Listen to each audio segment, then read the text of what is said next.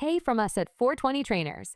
Get ready to delve into RVT in a way that's clear, engaging, and actually useful. We've designed this course to be practical, easy to follow, and most importantly, worth your time. Along the way, you'll find helpful insights, real-world examples, and tips to make learning even easier. Whether you're a beginner or looking to refine your expertise, this course is for you. No fluff, no jargon, just clear, practical knowledge you can use right away. Let's jump in. In every RVT course, we focus on two key things: real-world examples of the rules and regulations that could put your license at risk, and the most frequently tested topics on final exams, especially the ones often answered incorrectly. We offer 5 modules in our basic RVT course.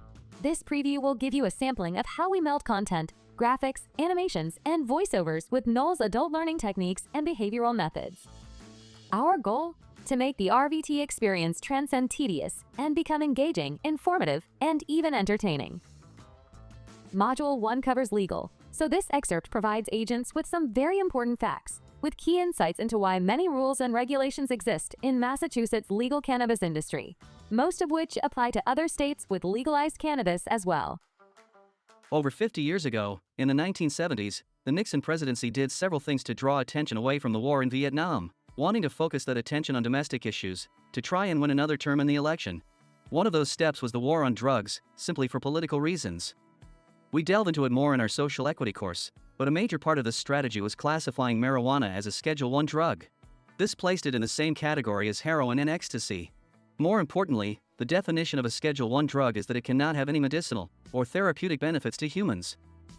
With that, there are many more ramifications of this concept that affect many parts of the cannabis industry, including credit cards and federal banks not allowing cannabis customers. Another is why you will never read anything in any cannabis establishment claiming cannabis will cure something, and why you cannot play doctor and say cannabis or marijuana will help your glaucoma, anxiety, or anything else, because doing so would violate the very definition of a Schedule I drug. Module 2 covers safety and security, reinforcing the affirmative duty to act, a responsibility many agents aren't fully aware of. Let's bring up a real-life, possibly reportable example. Let's say you glance outside and see 2 people in a parking lot exchanging a bag. From what you can tell, it's just 2 ordinary people exchanging what looks to be an ordinary but conspicuous brown paper bag. What do you think? Is this a reportable offense? If the CCC notices you watching the parking lot camera while you're working, what do you tell them you think is, or might be happening here? Well, unless you know the people and exactly what they're doing, anyone can argue both ways. It looks like it could be something illegal, like someone exchanging product or doing a drug deal. On the other hand, maybe it's an innocent exchange, like a parent dropping off their child's lunch. But the fact is, you just don't know. This fact means you should consider it suspicious, and you then have a duty to report it to your supervisor. No one is saying that something bad is definitely happening, but if you don't know, then that means it is suspicious. Remember that affirmative duty to act. Yep, it keeps popping up to remind you that you have to be an active participant, keeping our industry safe and compliant to remain a licensed agent. Module 3 covers an important compliance. So here is a taste of how we tie real-world examples to everyday cannabis encounters. Now let's explore a real-world compliance tip from us here at 420 Trainers. What's our favorite form of ID? The passport. But why? For the same reason it's used throughout the globe by passport control and immigration agents everywhere. All of the important information is in a very compact area, which allows customs agents to see all the essentials while still asking you questions at border entries around the world. If you've ever traveled internationally, you know the routine. A customs agent asks you simple questions like, what's the purpose of your visit, business, or pleasure? Or how long are you staying? Do you think they actually need to know the answers here? Do you think it really matters? Sorry, but no, they don't. And no, it doesn't. So what's the point? The point is your reaction. What customs agents are trained to do is exactly what we are training you to do. Trust your instincts as part of a thorough due diligence process. What they are really looking for is not how long you're staying, but are you hesitating or displaying any verbal or non-verbal anxiety or nervousness? And then they are able to easily see and watch for any type of off behavior, while also keeping an eye on all the relevant data in that very compact area of every passport. So trust your instincts and adopt the same policy of asking questions, while paying as much attention to how they are answered as you do to the answers themselves. The next module, Module 4, handles tricky situations. So let's preview the new social consumption regulations, which present one legal exception to the mandate forbidding cannabis consumption in public. These are locations within or adjacent to a licensed cannabis retailer or another venue which meet the CCC's vision for social consumption licenses, in which on-premises consumption of cannabis or cannabis-infused products may be consumed, permitted by the Commission and local governments. There are 3 categories for social consumption: supplementary, hospitality, and event organizer. First, we have supplemental. This is for qualifying marijuana establishments, including cultivators, product manufacturers, retailers, microbusinesses, craft marijuana cooperatives, or delivery operators.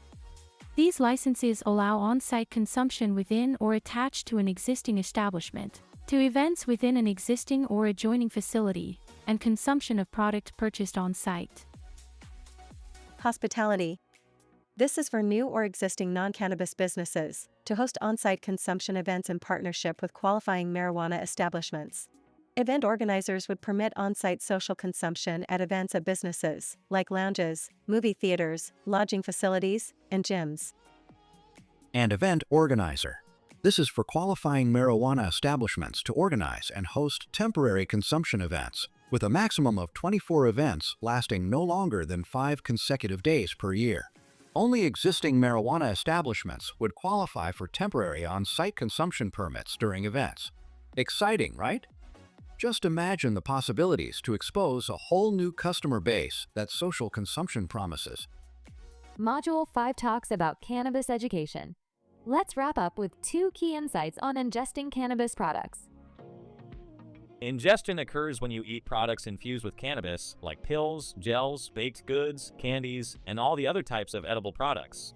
Carbohydrates and fibers take longer to absorb when digested, so the onset for anything ingested will typically take from half an hour to even 2 hours or longer, depending on several factors.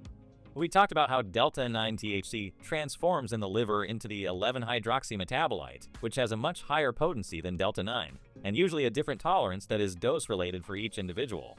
As you probably figured, this just means that with edibles, it takes much longer for the onset of effects, and that the potency is much higher, along with the duration, or how long you experience the effects.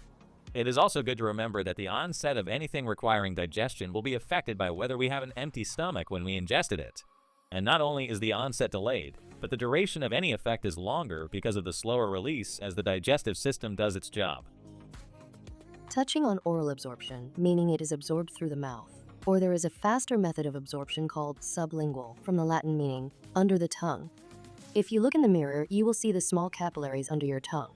These feed blood directly into the arteries, enhancing the swift onset with sublingual administration of drugs, including cannabis. Also, sublingual avoids any degradation or breakdown of chemicals which might occur when having to travel through the gastrointestinal or digestive tract. Oral absorption involves mints, lozenges, liquids, or tinctures extracted from the marijuana plant as oils. These products absorb quickly, especially if you hold them under your tongue for sublingual absorption for a faster onset of effect. The onset of effects from oral absorption typically range from 20 minutes up to an hour on average. Great! Remember, this is just a taste of what 420 has to offer you and your team. Our expert-led courses provide top-tier RVT training, customer service, and advanced courses tailored to your team's needs. Need a custom course? We can do that too. Open 7 days a week. Text us anytime or give us a call. We'd love to hear from you.